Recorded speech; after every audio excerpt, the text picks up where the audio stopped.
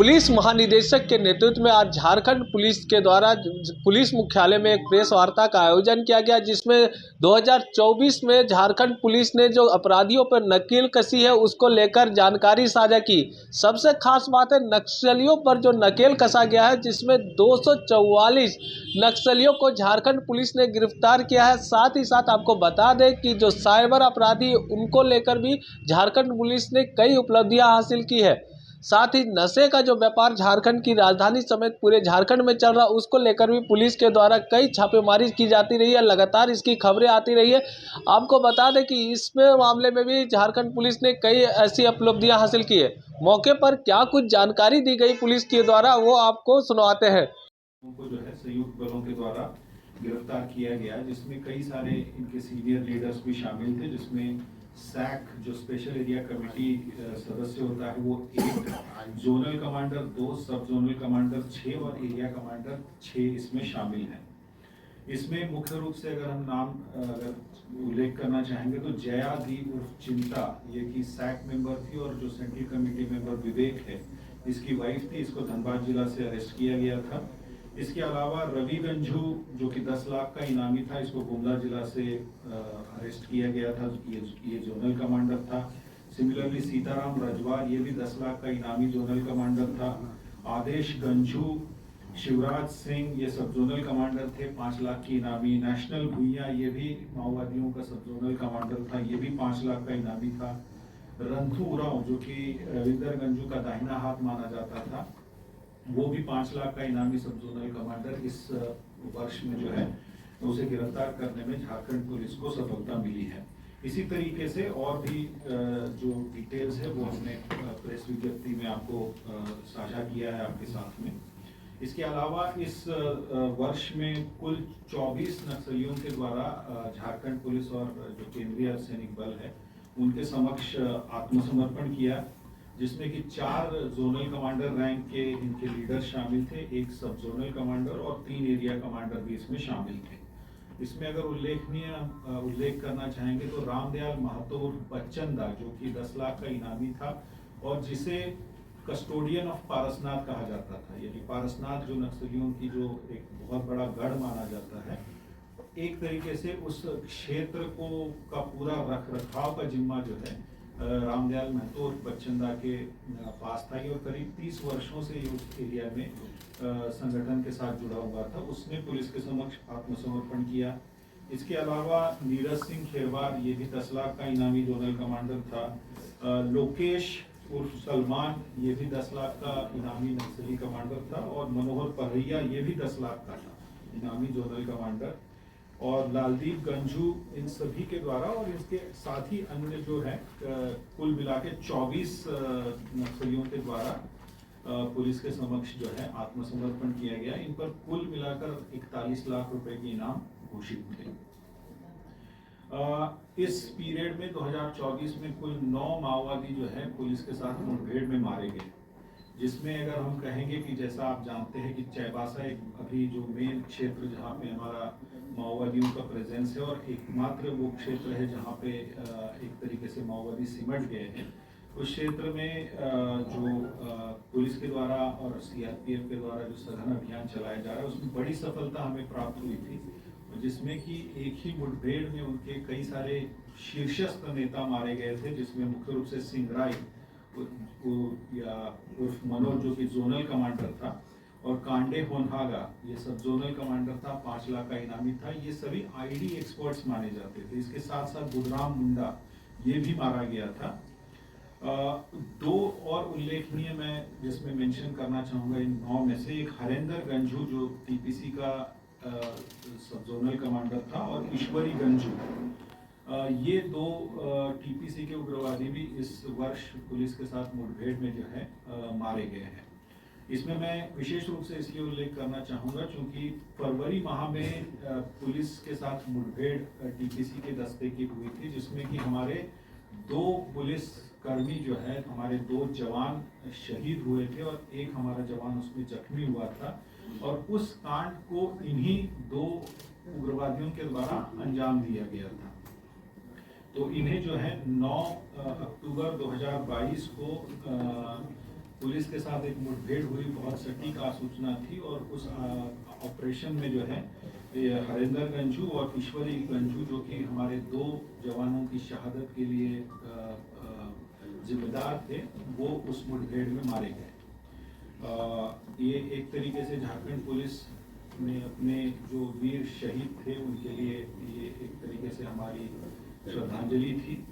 इसके अलावा इस पीरियड में 2024 में कुल 123 हथियार उग्रवादियों के पास से बरामद किए गए, जिसमें 35 ऐसे हथियार हैं जो कि पूर्व में पुलिस के हथियार जो उग्रवादियों ने लूटे थे पुलिस से पूर्व की घटनाओं में, वो वैसे 35 हथियार बरामद किए गए। उसके अलावा 7 रेगुलर हथियार और करीब 81 अलग अलग तरीके के देसी हथियार रिकवर किए। 5000 से अधिक जो है गोलियां बरामद की गई हैं, एम्यूनिशन बरामद किया गया है, 250 किलो के करीब एक्सप्लोजिव मटेरियल रिकवर हुआ, 13 लाख से ज़्यादा लेवी की राशि और उसके अलावा करीब 240 आईडीज को इस पीरियड में बरामद किया गया और उनको डिस्ट्रॉय किया गया है। जैसा कि आप लोग जानते हैं कि आईडीज आज की समय में पुलिस के लिए, जवानों के लिए सबसे बड़ा खतरा है, तो ये बड़ी अचीवमेंट हम कहेंगे। 240 से ऊपर आईडीज बरामद हुई और उनको डिस्ट्रक्शन किया गया है। रांची के द्वारा, झारखंड के द्वारा प्रतिबिंब जो ऐप डेवलप किया है साइबर अपराध से संबंधित जो ऐप है, उसकी बेसिकली राष्ट्रीय स्तर पे जो है उसका कंट्रीब्यूशन को रिकॉग्नाइज किया गया है, जैसे IGCID साहब ने कहा। और जो अन्य राज्य, केवल झारखंड राज्य में ही नहीं बल्कि अन्य राज्यों की पुलिस के द्वारा भी प्रतिबिंब ऐप का इस्तेमाल करके झारखंड पुलिस के साथ विशेष समन्वय बनाते हुए पूरे देश भर में साइबर अपराधियों के विरुद्ध बहुत प्रभावी कार्रवाई की है। और इसी उपलब्धि को रिकॉग्नाइज करते हुए honourable HM government of India के द्वारा जो है DGP महोदय सह जो महानिदेशक CID महोदय श्री अनुराग गुप्ता सर को जो है विशेष रूप से इसमें सम्मानित किया है। दिनांक 10/9/24 को ये समारोह आयोजित किया गया था दिल्ली में, जिसमें DGP सर को विशेष रूप से सम्मानित किया गया प्रतिबिंब ऐप को डेवलप करने के लिए और उसका बेहतर जो है इम्प्लीमेंटेशन के लिए। इसके अलावा 29 नवंबर 2024 को उड़ीसा में जो आयोजित DJIG कॉन्फ्रेंस थी, उस कॉन्फ्रेंस में राष्ट्रीय स्तर पर 3 सर्वश्रेष्ठ थाना को सम्मानित किया गया और पूरे झारखंड पुलिस के लिए और पूरे झारखंड राज्य के लिए एक बड़ी गौरव की बात है कि हमारे नीमियाघाट थाने को देश के सर्वश्रेष्ठ 3 थानाओं में से एक थाने के रूप में चुना गया था। और वहाँ पे थाना प्रभारी नीमियाघाट को विशेष रूप से पुरस्कृत किया गया माननीय केंद्रीय गृह मंत्री भारत सरकार के द्वारा। इसमें पूरे देश भर से थानों का सर्वे किया जाता है और उसके पश्चात जो है सर्वश्रेष्ठ थाने चुने जाते हैं। उसके कई सारे मानक रहते हैं और उन सभी मानकों पर जो थाने खरे उतरते हैं उनमें से सर्वश्रेष्ठ थानों का चयन किया जाता है। तो ये पूरे झारखंड पुलिस के लिए गर्व का विषय है कि हमारे नीमियाघाट थाने को देश के सर्वश्रेष्ठ 3 थानों में से एक थाने के रूप में चयनित किया गया और उसे ये पुरस्कार प्राप्त हुआ है। इसके अलावा माननीय मुख्यमंत्री महोदय झारखंड सरकार के दिशा निर्देश पर, उनके मार्गदर्शन में और पुलिस महानिदेशक महोदय के ओवरऑल मॉनिटरिंग में पूरे राज्य भर में लगातार जो है जन शिकायत समाधान कार्यक्रम का आयोजन प्रारंभ किया गया है और लगातार सभी 24 जिलों में ये कार्यक्रम आयोजित किया जा रहा है। इसका मुख्य रूप से उद्देश्य है कि जो सामान्य हमारे जो जनता है, जिनके हम सेवक है, उनकी जो समस्याएं हैं उन तक हम लोग सीधे पहुंचे, उनकी समस्याओं को सीधे ऑन द स्पॉट हम लोग उसका समाधान करने की कोशिश करें। जो पुलिस के स्तर से जिनका समाधान हो सकता है उनका पुलिस के स्तर से वहीं पे समाधान हो, वरीय पदाधिकारी के समक्ष वो अपनी बात डायरेक्टली रख सके और जिनका समाधान किसी अन्य विभाग से संबंधित है तो उन्हें हम लोग उन अन्य विभाग के पदाधिकारियों के साथ भी जोड़े और उसका कंटिन्यूअस फॉलोअप ले ले ताकि इन समस्याओं का समाधान ज़्यादा से ज़्यादा हो सके। इसके लिए पुलिस महानिदेशक महोदय के द्वारा विशेष रूप से पुलिस मुख्यालय स्तर से सीनियर ऑफिसरों को ये टास्क दिया गया था और हर एक को एक एक जिला आवंटित किया गया था और ये लगातार चल भी रहा है और हर जिलों में सीनियर ऑफिसर्स जाके उनके द्वारा इन कार्यक्रमों में पार्टिसिपेट किया गया और लोगों से सीधा संवाद स्थापित किया। कई जो समस्याएं आई कुछ एक का समाधान वहीं पे किया गया और कुछ एक का जो फॉलोअप है वो किया जा रहा है। तो ये जो जन शिकायत समाधान कार्यक्रम है इसका काफी अच्छा ग्राउंड पे रिस्पांस हमें मिल रहा है। सभी जिलों में ये कार्यक्रम आयोजित किया गया और आने वाले दिनों में भी ये कार्यक्रम जो है लगातार आयोजित किया जाएगा।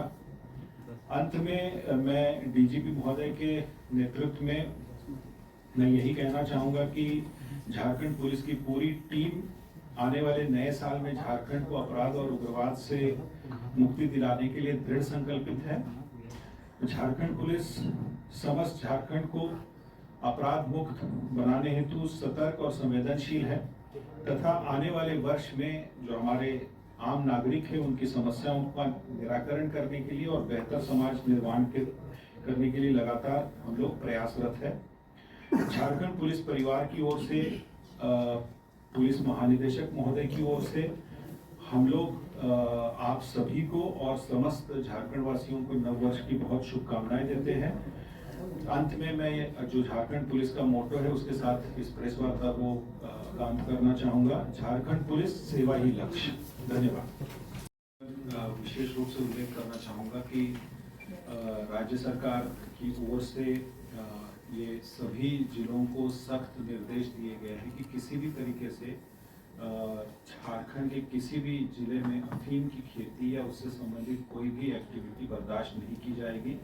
और उसी कड़ी में अभी विगत कुछ दिनों पूर्व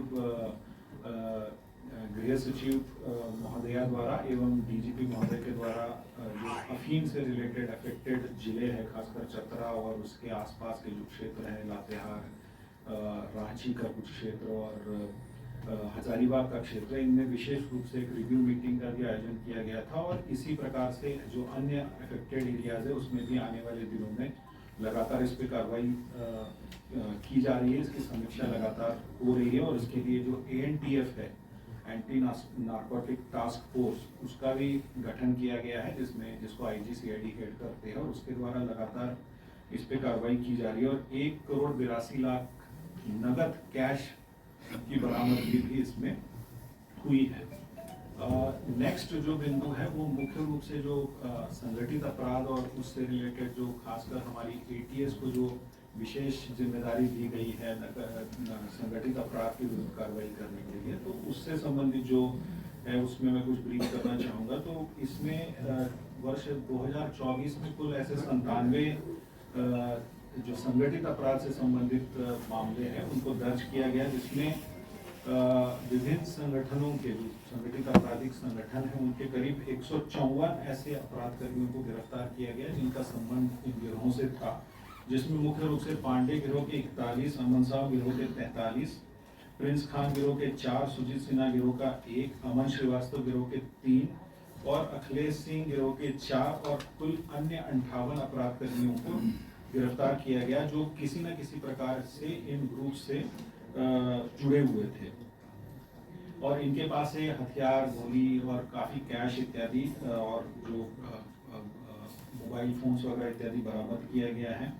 इसमें गोविंद राय जो कि सेकेंड इन कमांड माना जाता था पांडे गिरोह का, उसको भी गिरफ्तार किया गया है। उस पर 25,000 का इनाम भी पुलिस के द्वारा घोषित किया हुआ था।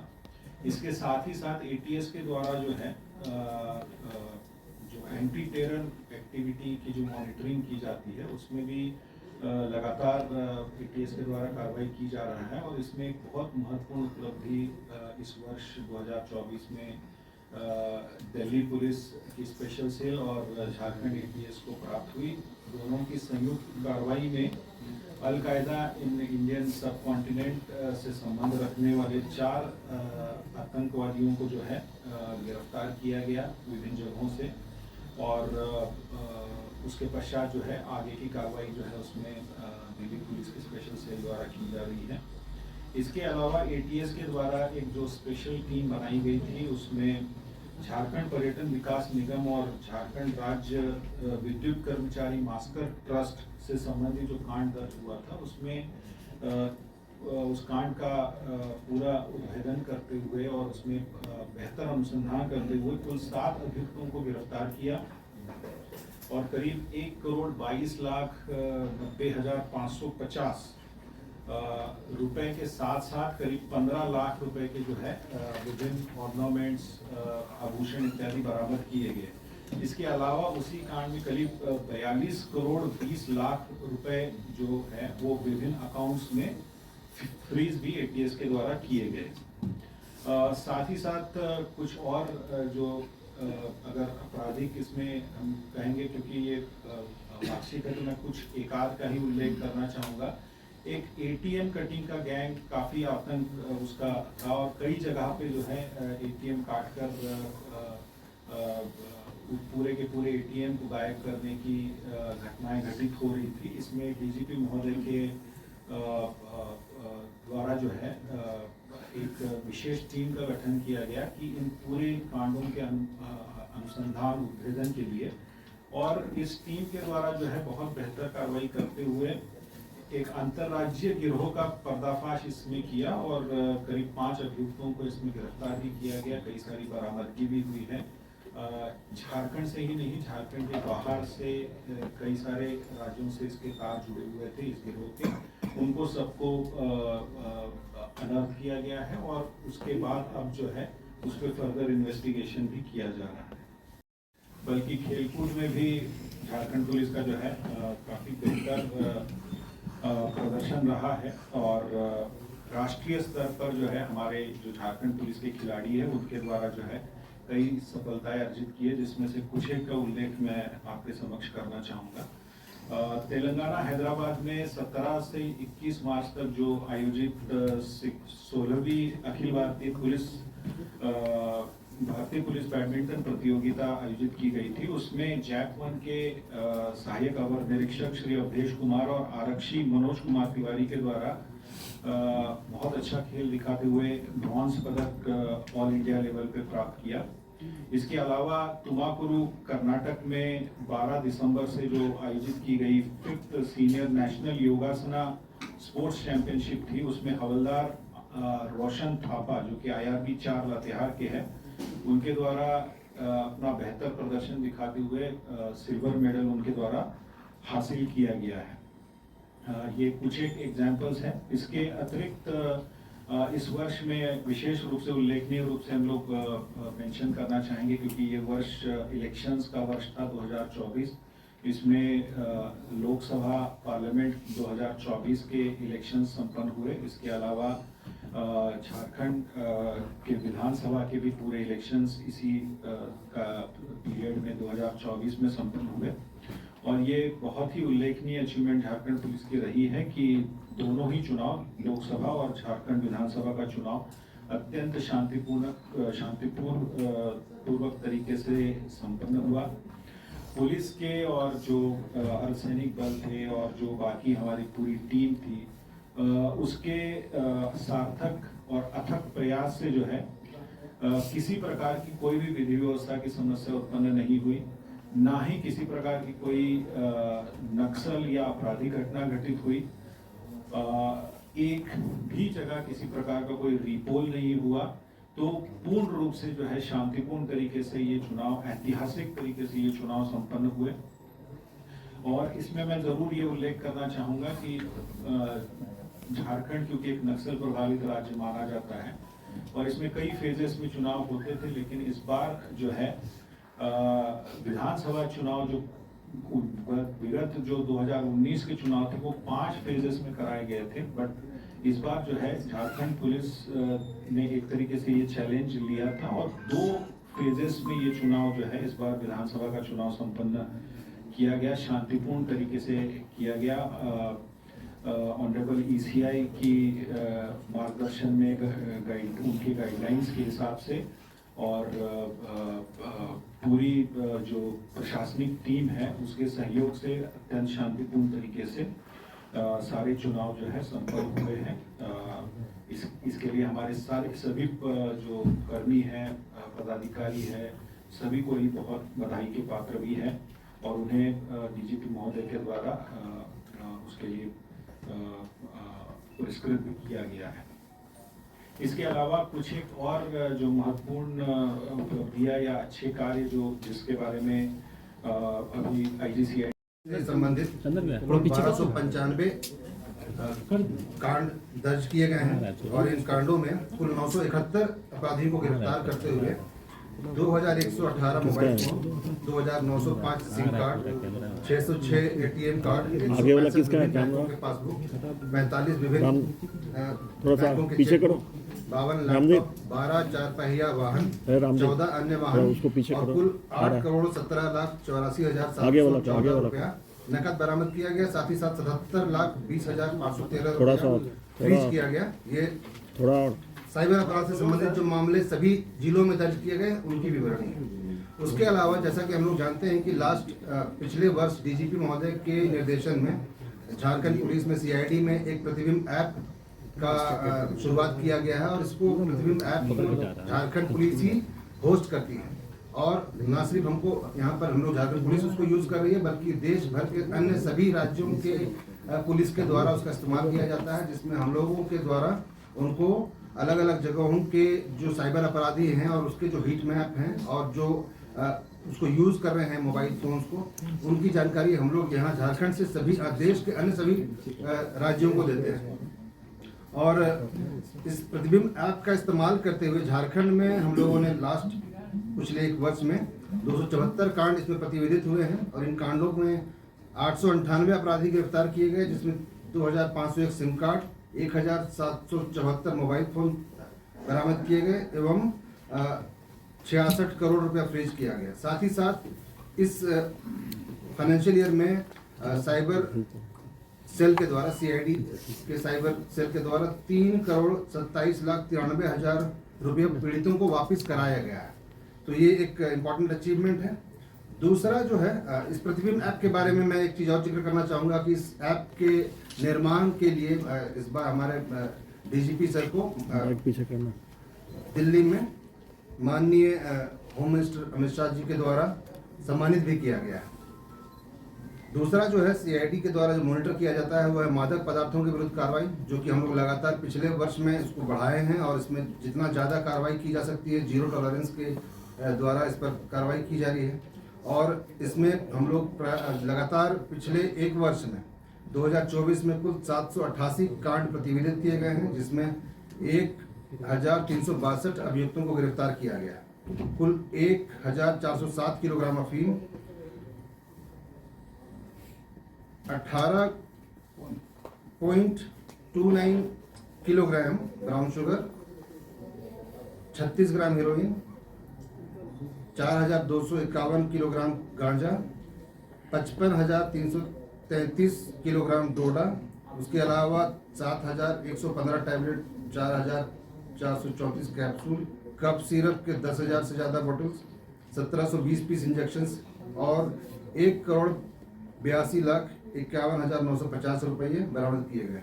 उसके अलावा इस वर्ष में 3,974 एकड़ की भूमि में लगे हुए अवैध अफीम की खेती को नष्ट किया गया। वर्षों में आदरणीय DG साहब और DG हेडक्वार्टर साहब और आदरणीय IG हेडक्वार्टर साहब की अध्यक्षता में समय समय पर हम लोगों ने कई सराहनीय कार्य किए हैं जो उपलब्धियों की श्रेणी में आती है। सर्वप्रथम हम लोगों ने सब इंस्पेक्टर से लेके इंस्पेक्टर रैंक पे प्रमोशन करीब 132 पुलिस पदाधिकारियों को किया था। उसके बाद 1203 ASI को सब इंस्पेक्टर में हम लोगों ने प्रमोट किया। अभी हाल में ही इलेक्शन से जस्ट पहले जो विगत 1.5 दशक से ये मैटर रुका हुआ था, नहीं हो पा रहा था, करीब 2713 सिपाहियों को, आरक्षियों को हम लोगों ने ASI में प्रमोट किया और जगह पे जगह उन लोगों के पोस्टिंग भी कार्रवाई चल रही है। इम्पोर्टेंट एक आता है ACP और MSP का लाभ, जिसमें हम लोगों ने देखा कि करीब 260 पुलिस पदाधिकारियों को हम लोगों ने ACP MSP का लाभ दिया। जिसमें से जैप के भी 57 हवलदार हैं जिनको हम लोग ये लाभ मिला है, और फिर अभी भी पाइपलाइन में है, कार्रवाई चल रही है। एक इम्पोर्टेंट एस्पेक्ट था जो विगत कई वर्षों से रमी चला रहा था, जिसका निदान समय समय पर 3-4 बोर्ड बनाकर डीजी हेडक्वार्टर साहब की अध्यक्षता में अनुकंपा समिति की बैठक हुई, और कुल 311 पुलिस पदाधिकारी के परिवार जो हताहत हुए थे उनको हम लोगों ने नौकरी देने का काम किया, जिसमें से 109 बाल आरक्षी, 57 में महिला आरक्षी और 155 सामान्य आरक्षी में हम लोगों ने बहाल किया, जो अभी भी ज्वाइन करके नौकरी कर रहे हैं। कल्याण कोष, सहायता कोष की भी राशि बीच बीच में हम लोगों ने मीटिंग करके किया है, जिसमें से 1232 लाभान्वितों को कुल 3,89,00,000 रुपए दिया गया है कल्याण कोष से, जबकि शिक्षा कोष से 8242 लाभान्वितों को कुल 10,03,00,000 रुपया मिल चुका है। अभी भी एक बोर्ड गठित करके 627 लाभान्वितों को कुल 4,37,00,000 रुपया भुगतान भी किया जा चुका है।